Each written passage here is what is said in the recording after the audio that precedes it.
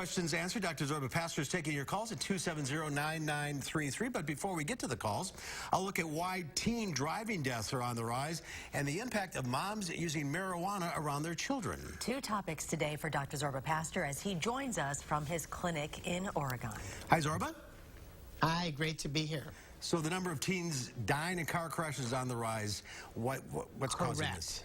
Correct. After teenage driving was really on the decline, it seems to be on the rise. It does not appear to be alcohol related, but it is probably texting related. It's probably related to all the stuff that you are distractions within a car. It used to be you turned on the radio, you turned off the radio, you turned the dial like that. It's nothing like that now. With smart cars, you've got surfing, you've got texting, you have a whole bunch of things that are going on. And so there are a couple of recommendations that really go along with this. One recommendation is the phone, surprisingly as it is, actually has an off button. And if you shut off the phone, the world does not end. But you actually might do better. And so one thing parents might do when they're in the car with the teens and they're driving is actually shut off their own phone. Because teens often look at parents and what they do.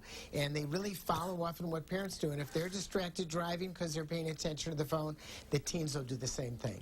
And that goes along with another study that showed parents who smoke marijuana are more likely to have kids who smoke marijuana, especially at a younger age.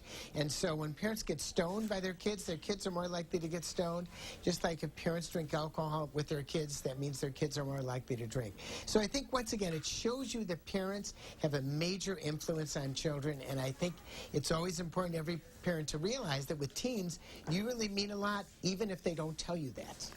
But teenagers being teenagers, tell them you can't have your phone on in the car. Is that realistic? Well, first of all, when it comes to teenagers, nothing is realistic.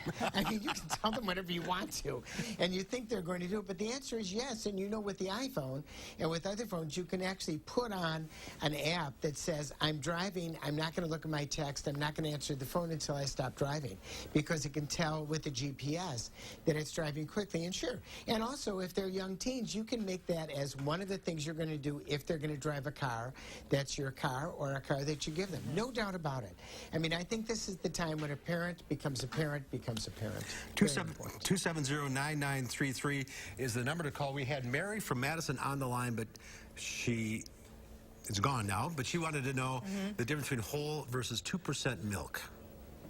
Well, whole milk has more butter fat in it. That's the difference. It has more calories. And on the whole, we have recommended 2% because we don't need that much fat in our diet. And we've also been against having that much the saturated fat that we get actually with dairy products. So I always recommend 2% milk. Once you get used to 2%, I find when I have whole milk, it feels like cream. So I mean, that's how much different it tastes to me. But yeah, 2% is generally better because it's fewer calories, less fat. But I thought there was some study that said whole milk was actually better for you. I could be wrong. Well, the most recent study has shown that dairy products are better than we thought. And in Wisconsin, that's a good reason for us to shout hooray. And that was one of the more recent studies that are in here. And I think, in fact, the whole milk products and also whole-fat yogurt, whole-fat cottage cheese may be okay. But then again, we have a calorie issue, not only in the country, but certainly in our state, when you look at the fact that so many of us are overweight. So if you're going to have a whole-fat dairy product, enjoy it, but in smaller amounts. When I have ice cream, I really like really delicious full-fat ice cream that's very rich. Instead of having 2 or 3 scoops, I have 1 scoop. And I think that's always the way to look at it, and certainly the way to look at it if you want to keep your waistline trim. All right, let's go to the... We got another caller, Diane from Madison. Hi, Diane. What's your question? Hi. Dr. Zorba, I would like to ask you a question, and I want you to be in depth. If a parent is smoking and feeding a child breast milk, is that breast milk going to cause a lot of gas and have the baby crying more than unusual? I need to know this so that I can be able to direct this information to the parent. To the parent. Are you the grandmother? I am. It sounds like a grandmother question. That's right. I can just tell that. I just want to get the right information, so please give it to me. I can tell you the right information. First of all, we know that parents who smoke make it more likely their children will smoke too. So number one, they should quit smoking for that. We also know that children who are around parents who smoke, even if they don't smoke right around them, are much more likely to get throat infections and ear infections and chest infections. So we know that smoking when you're breastfeeding your child is not a good idea, whether you're smoking in the room or smoking in the garage or somewhere else. So the long and the short answer is don't smoke.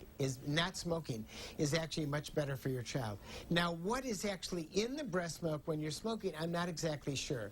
But we do know that it's always best not to have any tobacco material around you. And, you know, just like you can walk into the house and know somebody was just smoking because the stuff is on your clothes, it's that way with the baby, too. And they have a very strong sense of smell. So tell your daughter, stop it. We're just about out of time. I don't think we have time for another call. I guess it's flu shot season. What's that? Yes. Time to get your flu shot. I got my flu shot. Remember, if you're older than 65, it's a stronger flu shot. The new shingle shot is also out. You need 2 injections of the shingle shot to make it work. It's 90 to 95% more effective. And remember, for people over 65, there's not 1 but 2 pneumonia shots. You get them 1 year apart, and they protect you from either other newer forms of pneumonia. So important to get all your immunizations. They work. Up to date. All right. Sorry we couldn't get to more calls. There's some great questions on the line. Maybe we'll get to them next time. Zorba, thank you. Thank you. We'll be right back.